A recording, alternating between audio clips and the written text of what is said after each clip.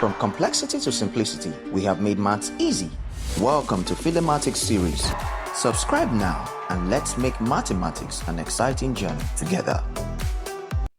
Question 46 of NECO 2025 is on plane geometry, specifically on circle.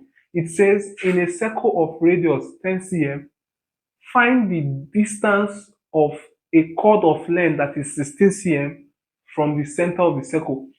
So, to sketch it, it is the center, this is the chord.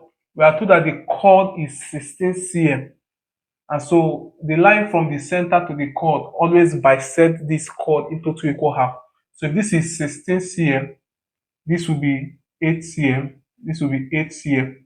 And we are told that this is 10 cm. This is what we are looking for, this distance.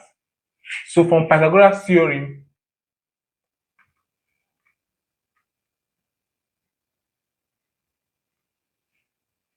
we know that d square plus 8 square equals to 10 square. So d square plus 64 equals to 100. So that d square is 100 minus 64. This is